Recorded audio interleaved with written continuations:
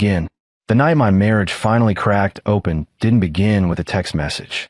It began with a feeling, one of those sharp, instinctive alarms you can't explain but can't ignore. I was standing in our kitchen, reheating leftover pasta after a long day at the auto shop, when I noticed it again, the silence. Not the peaceful kind, but the kind that grows in homes where love once lived and now avoids eye contact. The kind that makes the air colder, even when the heat is on. For months, Lily moved around our house like someone only visiting, smiling less, talking less, hiding her phone more. Every time it buzzed, she angled the screen away like she was shielding a secret instead of a conversation. I had asked once gently, "Everything okay between us?" She kissed my cheek quickly and said, "Just tired, Danny. Work is draining." But her tone wasn't tired. It was distant. And distance never comes without a reason. That night, I found her perfume, my favorite one she wore, sprayed on a jacket she rarely used. A jacket she hadn't worn to work in years. I lifted it, inhaled it, and felt my stomach coil tight. Something was off. Something was happening. Something she didn't want me to see. I tried distracting myself, cleaning the kitchen, wiping the counters, scrolling through cooking videos I had no intention of making. But my mind kept circling the same thought. She isn't where she says she is anymore. Then the doorbell rang. A sharp, unexpected sound that jolted me straight. I wasn't expecting anyone. It was almost 8 p.m. I opened the door to find a woman I'd never met. Early 30s, tense posture, clutching her phone like it was the last solid thing in her life. She had this expression, the kind people wear when they've practiced what they're about to say, but still aren't ready to say it. "Are you Daniel Brooks?" she asked softly, her voice held together by a thread. "Yes, can I help you?" She looked over my shoulder into the house, then swallowed hard. "I'm Madeline Carter," she said. "My husband works with your wife." Her voice cracked on the last word. Not broke, cracked, like she was trying not to cry in front of a stranger. "That's okay," I said, stepping aside so she didn't feel exposed. "Come in. Sit. What's going on?" She walked in like her legs weren't fully cooperating. She held her phone out toward me with a trembling hand. She said she was carpooling home with Lily tonight. My breath caught. She told me she left late because of work. But I checked her home security app. Kyle never even went to the office today. My pulse slammed hard enough that I felt it in my throat. She pulled up a photo. Car interior. Dim evening light. A woman's silhouette. My wife's brown hair. And a man driving. My hands tightened along the edges of the counter.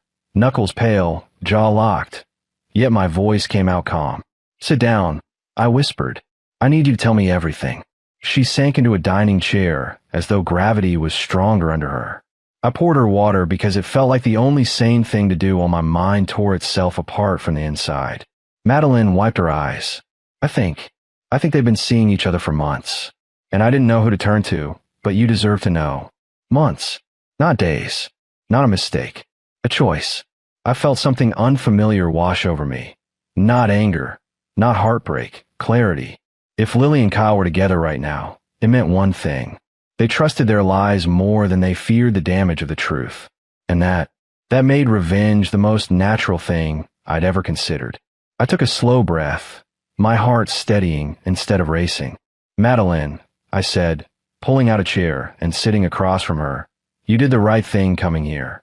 And trust me, we're going to handle this in a way they'll never expect." Her eyes lifted, confusion flickering with hope. "What are you planning?" I glanced at the clock. It was almost time, but I didn't give her the answer yet. I just stood up and said, "When she gets home, you're going to sit right here beside me." Her brows furrowed. "What?" I looked toward the front door and exhaled the last bit of hesitation I had been holding. Because if they've been playing us for fools, then tonight, Madeline, we stopped playing. Madeline sat at my dining table like she was trying to fold herself into the chair, shoulders tight, knees pressed together, fingers tracing the rim of the glass I gave her. Every few seconds, she glanced at the front door as though terrified her husband might walk in instead of my wife. Meanwhile, I paced. Not because I was angry. Anger is loud. What I felt was quiet, controlled, focused. The kind of emotion that forms when pain sharpens into something with purpose. I checked the clock again. 8:27 p.m. If Lily was actually on the way home, she'd be here soon. "You're calmer than I expected," Madeline said softly, watching me. Most husbands would be yelling or throwing things. I manage a small breath. Yelling won't change what they've already done, but strategy can. She blinked, like the word itself pulled her back upright. Strategy. I sat across from her, leaning forward. Tell me everything. When did you first feel something was wrong? Madeline pressed her lips together. A few months ago, he started going to the gym late, working after hours, leaving his phone face down. I thought it was me being insecure. She exhaled shakily. But insecurities don't come with timestamps. She handed me a few of the printed photos she brought. I expected something dramatic. Instead, they were chilling in their normalness. A picture of Kyle's truck parked outside a coffee shop on a weekday morning, when he was supposed to be at the office. A blurry shot of Lily sitting in his passenger seat, reaching toward him. Another of them laughing in a drive-thru. Too close, too comfortable. They weren't holding hands. They weren't kissing. But emotional betrayal doesn't need physical proof. It just needs patterns. When did you confront him? I asked.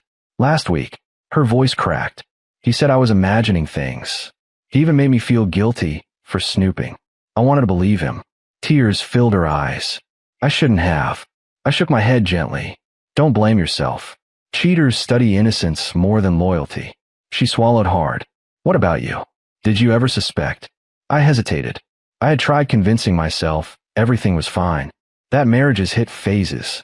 That routines made things feel stale. But deep down I knew. She pulled away from me months ago. Kept choosing friend hangouts and late meetings over coming home for dinner. I looked down at my hands.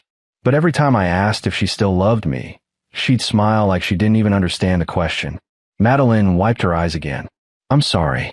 I nodded. I'm sorry too. But that's why we're not going to scream or plead when she walks in. We're going to show her the truth in a way she can't talk her way out of. She straightened, a spark of determination replacing the grief. Okay, what exactly do you want me to do? Nothing dramatic. Just sit here with me. Calm, composed, like someone who came to talk. I lifted the photo she brought and placed it gently on the table. I'll handle the confrontation. And if she denies it, Madeline whispered. I leaned back, the corner of my mouth tightening in a controlled exhale. She can deny words, not pictures. Before she could respond, headlights flashed through the window, 2 brief streaks across the living room wall. Madeline stiffened instantly.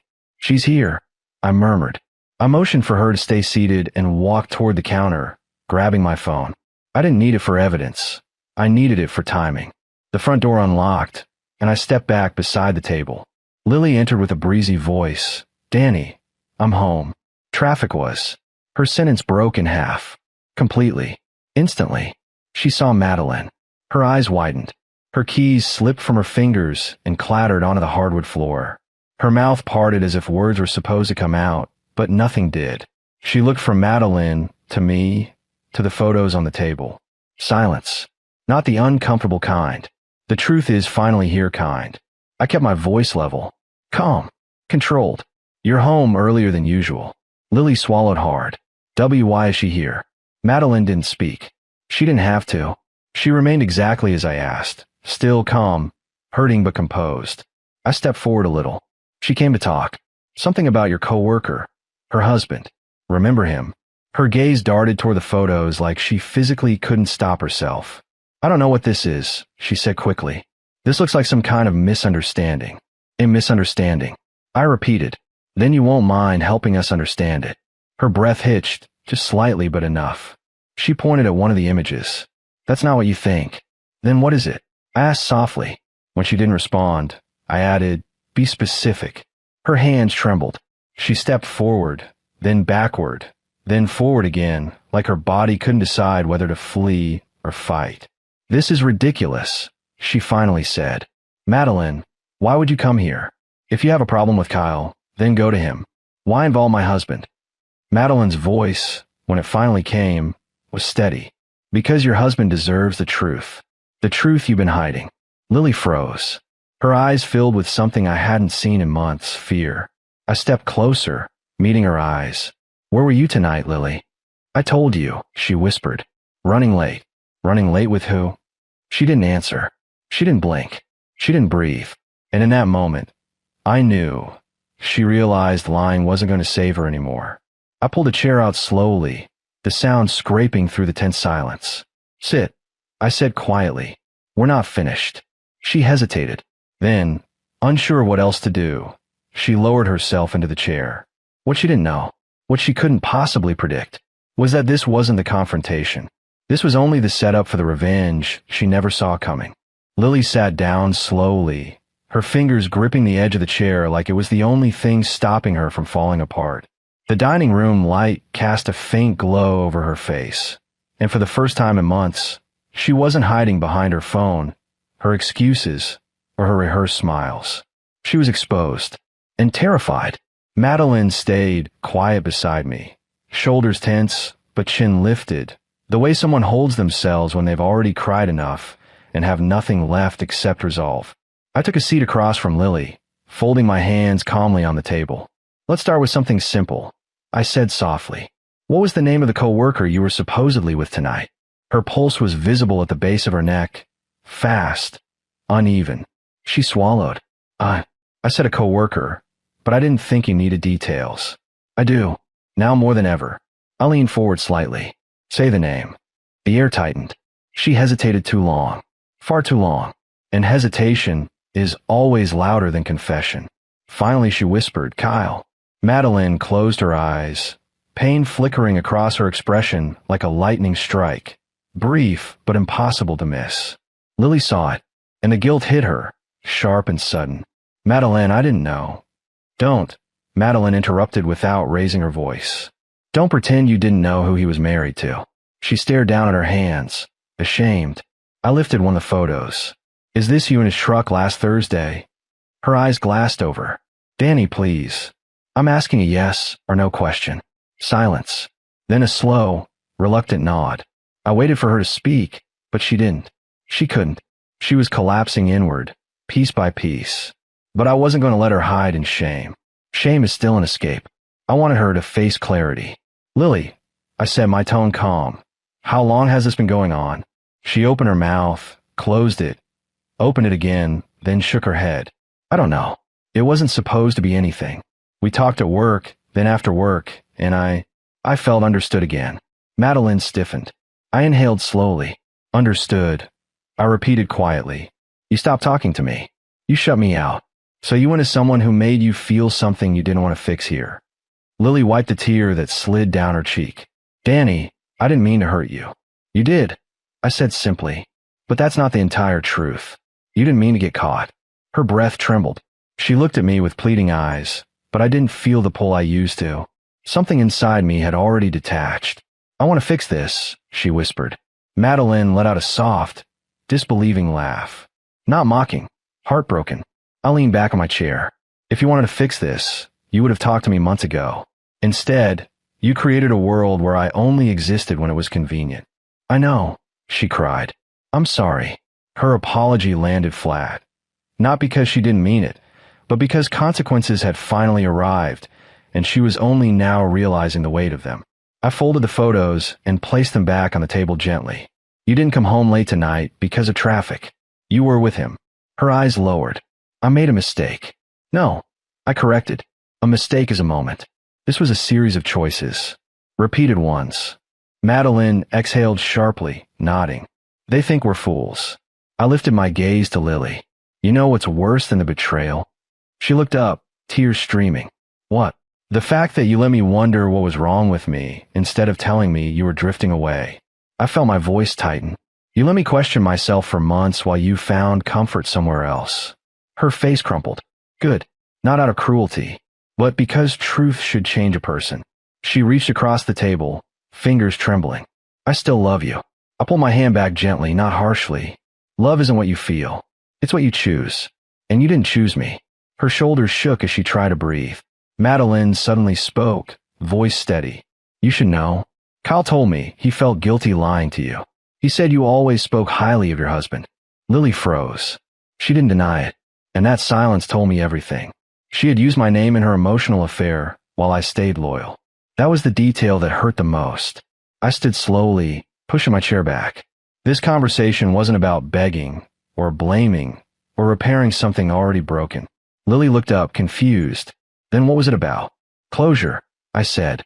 and setting the stage for what comes next. Madeline glanced at me, unsure but trusting. What comes next? Lily whispered, voice cracking. I walked to the counter where my phone sat and picked it up. You're going to pack a bag tonight. Her eyes widened in panic. Danny, no. You're going to stay at your sister's for a few days. I need space. Real space. Not the fake space you created when you were sneaking around. She stood up so fast her chair scraped the floor. Please. We can go to counseling. We can talk. We are talking, I said calmly. And this is the first conversation in months where you're actually telling the truth. She sobbed. I'll do anything. Just don't push me away. I shook my head. I'm not pushing you away. I'm showing you the distance you created. Madeline stood now too, steadying herself. She wasn't here to attack Lily. She was here because she needed someone who understood her pain, and she found it in me. Lily reached for me again. Where will you go? I'm staying right here, I said evenly. This is my home. Then why do I have to leave? I looked her in the eyes, really looked. Because before we even decide what comes next, you need to understand what it feels like when someone you love doesn't come home. Her face broke. She covered her mouth, shaking, and that's when she finally understood. This wasn't rage. This was justice, and it was only the beginning. Lily didn't move at first. She stood there like someone who'd just survived a storm, only to realize the world afterwards wasn't the same. Her makeup had smudged from crying. Her hands shook. Her breath came in uneven breaks. But none of that softened me. Not tonight. Not after months of silence, distance, and betrayal disguised as confusion. I pointed toward the hallway. Go pack a bag. I'll give you 10 minutes. She flinched as if the words themselves hurt. Danny, please don't do this. You already did, I said quietly. Just pack. For a moment, she just stood there, staring at me as if hoping I would cave, pull her into my arms, or give her one last chance to talk her way out. But I didn't move. And eventually, with her shoulders crumbling inward, she turned and walked to our bedroom. Madeline stayed silent beside me, clutching the photos loosely now, like their weight had finally shifted from unbearable to simply painful. You okay? I asked gently. She exhaled. I didn't think you'd handle it like this. Like what? With dignity. Her eyes softened. Most people would have exploded. I shook my head. Explosions make noise, not change. She nodded slowly, almost studying me. Your calmness is unsettling, but in a way that makes sense. Before I could respond, Lily returned, holding a duffel bag that looked hastily stuffed, zipper barely closing. Her eyes were swollen, her nose red, her voice trembling. I don't want to go, she whispered. I stepped closer, keeping my tone level. This isn't permanent. It's space. Space you created when you chose someone else emotionally and chose to hide it. She wiped her face. I didn't choose him over you. Yes, you did, I said. Every time you reached for your phone instead of my hand. Every night you came home a little emptier. Every time you told me nothing was wrong when everything was. Her mouth opened, then closed, the truth finally settling like a weight she couldn't push away anymore. You still love me, she begged. I know you do. I do, I admitted. But love isn't enough when trust is gone. That broke her. Completely. She stepped forward like she couldn't stop herself. I can rebuild trust, she whispered. Just don't let this be the end. I shook my head. I'm not deciding the end tonight. I'm deciding boundaries. She looked between me and Madeline, maybe realizing for the first time that this wasn't just a confrontation. This was an awakening. Where am I supposed to go? She asked through tears. To your sister's, I replied. It's better than the alternative. And what's the alternative? I tilted my head slightly, seeing you pack because of a divorce attorney instead of your husband. She went still, completely frozen, because she finally understood that the quiet tone I used wasn't threat. It was certainty. I wasn't bluffing. I wasn't angry. I was done being lied to. She nodded weakly, then stepped toward the door. Before she opened it, she turned. Are you going to see someone else? She whispered. My jaw tightened, not from guilt, but from the irony. You didn't ask that for months, I replied. Funny you care now. She shut her eyes in shame, then walked out. The door closed with a soft click, a sound that felt like both an ending and a beginning. Madeline let out a long, shaking exhale. That was intense. I finally sat down, exhaustion hitting like a wave. Yeah, She hesitated, then placed the photos in front of me. You should keep these. I pushed them back gently. No, you take them. They're part of your healing, not mine. Her eyes softened. Healing? I haven't even thought about that yet. You will, I said. We both will. She gave me a small, grateful smile, one that didn't hold romantic intention, just understanding. Two people who'd been blindsided by the same betrayal, sitting in the same room, finally breathing again. As she gathered her things and headed for the door, she paused. Danny, what now?